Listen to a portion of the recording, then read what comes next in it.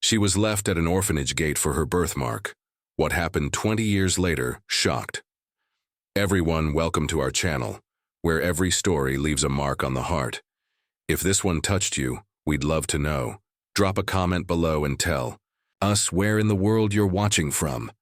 Your words mean more than you know. And don't forget to hit that subscribe button and turn on notifications, because tomorrow, we're bringing you another unforgettable story you won't want to miss. She was born on a sweltering summer evening, deep in rural Georgia, in a town so small it barely made the map. The roads were lined with red dust, the air thick with humidity, and the only sound outside was the rustling of old oak trees under the weight of cicadas. Inside a dimly lit wooden cabin, under the soft glow of a single lamp, a baby girl entered the world with a cry no louder than the whispering breeze. Her name was supposed to be Lana, a name her mother had chosen months before, a name that meant peace in her family's old tongue. But when the midwife lifted the baby into the light and saw the mark across her face, silence fell over the room, like a blanket of dread. It was a birthmark, deep, blue-purple, shaped like a crescent, stretching from Lana's left brow down to her cheekbone. It was symmetrical, striking, and impossible to ignore. Her mother, Clara, froze. Her father, Jerome, turned away, lips tight, jaw clenched. And Lana's grandmother, stern and rooted in superstition, whispered the words that would change everything. She carries a curse. No one said her name that night. No one celebrated. Clara, pale from labor and trembling from fear, held the child only briefly. She had dreamed of a daughter for years, had folded baby clothes, knitted blankets, painted a nursery corner. But now, she couldn't look at Lana without feeling a rising panic. Jerome stood in the doorway, silent, before slipping outside into the night and not returning until the sun came up. In this town, old beliefs held tight. Marks like Lana's weren't seen as random or natural. They were signs, omens, messages from forces no one dared name. Some marks meant luck, others meant doom, and Lana's was too large, too vivid, too close to the eyes. They said it looked like a bruise from a world beyond. Within days, word spread. Neighbors came with awkward smiles and home remedies, ashes, clay, lemon peels. One aunt said, "Cover it with mud, maybe it'll fade." An uncle muttered, "She'll never find a husband." Even the local preacher refused to bless the baby. No one held her. No one asked about her name. Clara tried to keep going, tried to bond, to hold her daughter longer, to nurse her through the fear, but every glance at Lana's face twisted her heart into knots. Jerome grew cold, distant, and then one evening under a flickering porch light he made a suggestion that chilled Clara to the bone. "We could take her to the city. There are places." Clara didn't answer. She already knew what he meant. Weeks later, they packed a small bag, wrapped Lana in a towel, and drove nearly 40 miles to the edge of Atlanta. They stopped in front of a rusted gate with a faded sign, Hope Haven Orphanage. Clara clutched Lana close, heart breaking, lips trembling. But in the end, she placed her daughter in the arms of a stranger. Lana didn't cry. She simply opened her dark eyes and stared, silent and still, like she already understood. Hope Haven wasn't a place people stumbled upon. It sat at the edge of Atlanta, tucked behind rusted fences and overgrown trees, far enough from the city that no one ever asked questions. The kind of place that received drop-offs at dawn, where babies arrived with no names, no histories, just silent goodbyes and faded blankets. That morning, Lana became one of them. The old woman who answered the gate didn't flinch when she saw the birthmark. She had seen worse, but something about Lana gave her pause. She was too quiet for a baby, her eyes too wide, too knowing. The woman gently took the bundle, nodded once, and closed the gate. No paperwork, no farewell. Just the low hum of tires rolling away down the gravel road.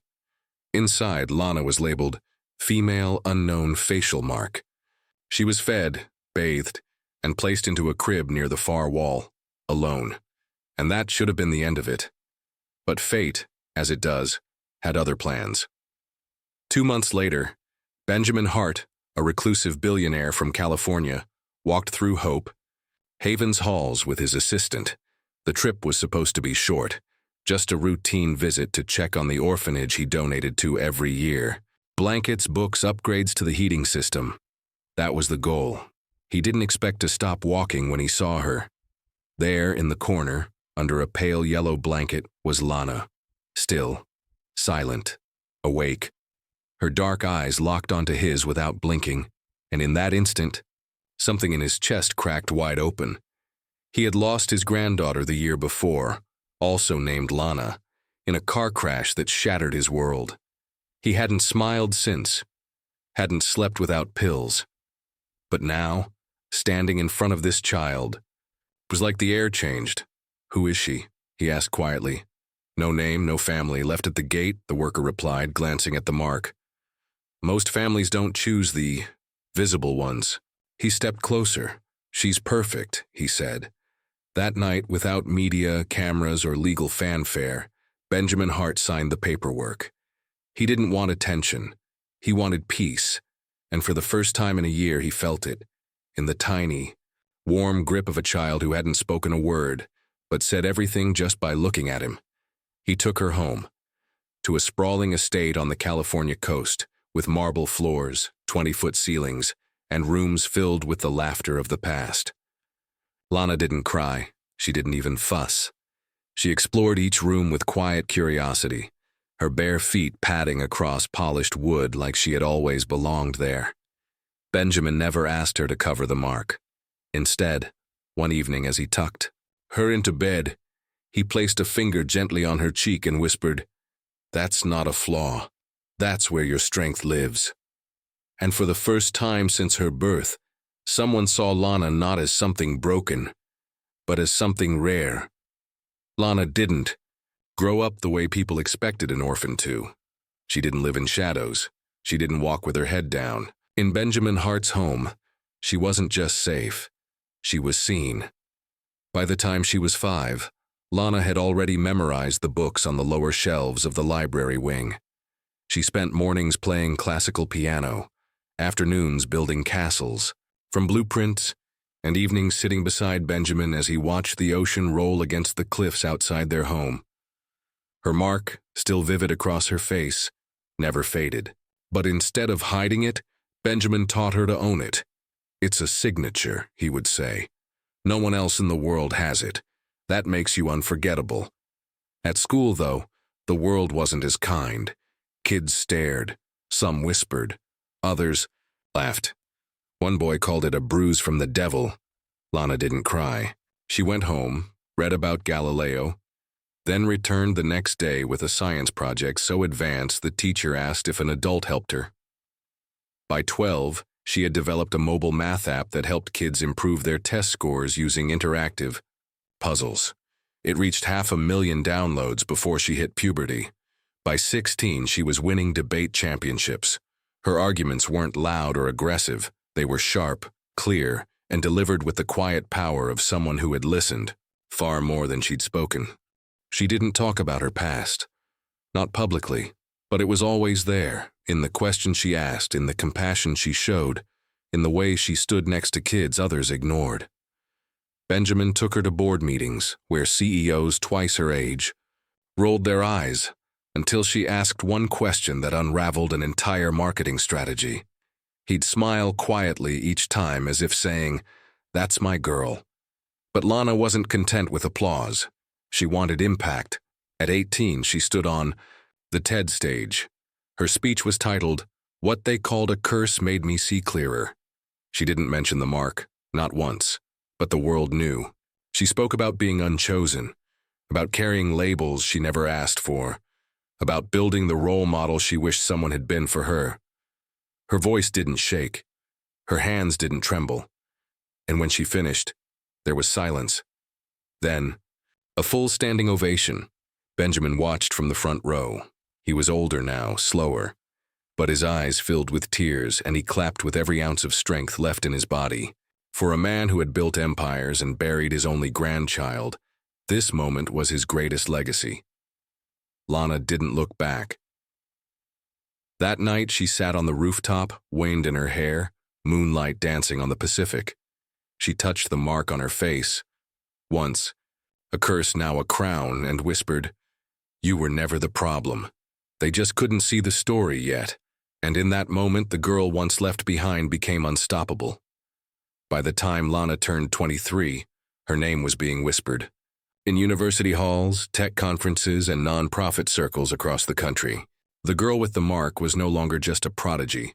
She was a symbol, a movement, a reminder that what society calls different sometimes is destiny in disguise. She had already launched the New Light Foundation, an organization dedicated to supporting children with visible differences, birthmarks, scars, disabilities. If you can see them, she told her team, you should also see their worth. But even as her world expanded, her past found a way to creep back in.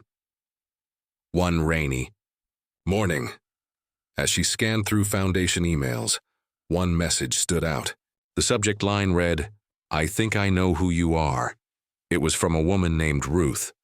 Lana stared at the screen, her fingers frozen above the keys. She hadn't heard that name in over 2 decades, but it echoed like an old melody. Ruth had been her aunt, one of the voices that told Clara, Lana's birth mother, to leave her behind. The message was short. "We saw your TED Talk. There's no mistaking that mark. We were wrong, all of us. We told your mother to walk away. She never forgave herself. I don't expect forgiveness, but I needed you to know." Lana leaned back in her chair, heart pounding, the words blurring as her eyes welled up.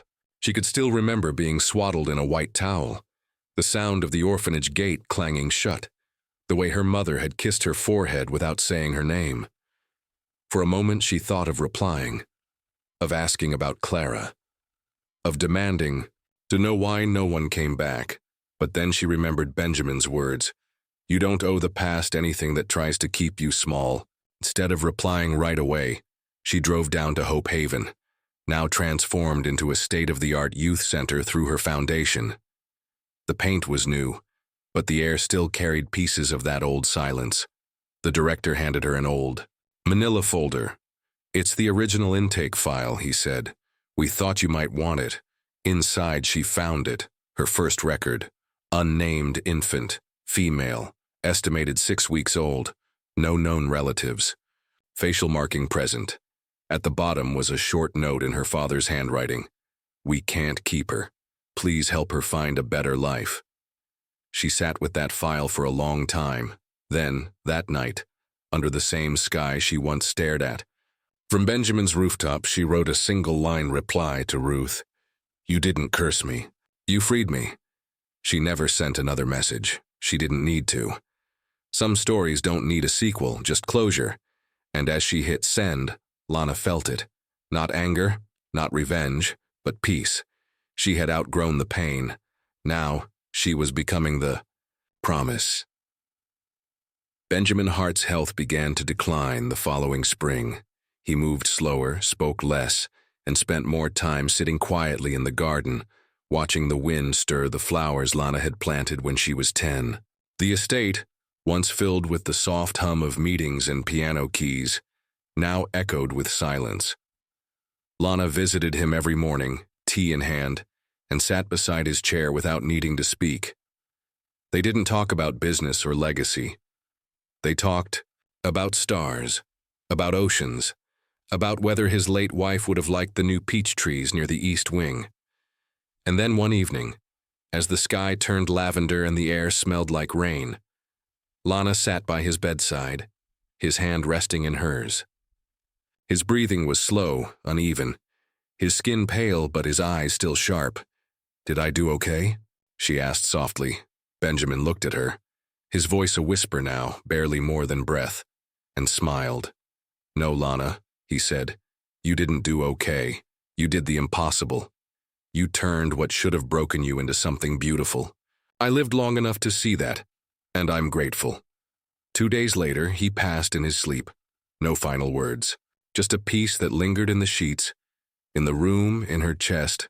At the funeral, Lana didn't wear black. She wore white. Her natural curls framed her face.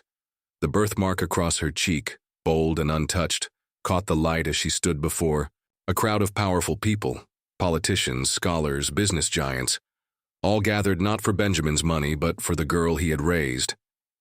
She didn't speak of death. She spoke of transformation, of being left at a gate, of being picked up not out of charity but belief. She ended her speech with one line. Some people are left at orphanage gates, others are left by fate, but those who rise anyway, they're the ones the world remembers. The room was silent. Then a slow wave of applause rose, not just for what she said, but for who she had become. Within a year, the New Light Foundation expanded to 6 countries, including regions where children with birth defects were still hidden away in shame. Lana used her story as a bridge, not a badge. She traveled, taught, listened, and then on the 25th anniversary of Hope Haven, a bronze statue was unveiled at the entrance. It showed a little girl wrapped in a white blanket, looking upward, not scared, not ashamed, just ready. The mark on her face was visible, proud. Etched into the base were the words, "She was never cursed. She was born rare, and someone finally saw it." Today, when people ask about Lana, they don't ask what happened to her face. They ask how she became who she is, and the answer is always the same. She rose, and she never looked back. Thank you for watching Lana's incredible journey, a story not just about survival, but about transformation, identity, and rising above the labels the world tries to place on us. Now we'd love to hear from you. Have you ever felt different? Like something about you made others turn away, judge, or misunderstand you? Or maybe you know someone, a child or a friend, who carries a visible mark or an invisible struggle and just needs one person to truly see them. Share your thoughts in the comments below. Whether it's a personal experience, a message of encouragement, or simply how this story made you feel. We read every single comment and your voice matters. You never know. Your words might be exactly what someone else needs to hear today. Also, let us know where in the world you're watching from. This channel is more than stories. It's a community. And every time you comment, you help grow a circle of compassion that crosses borders, cultures, and generations. So go ahead, type it out. Be honest, be kind, be seen. We're listening.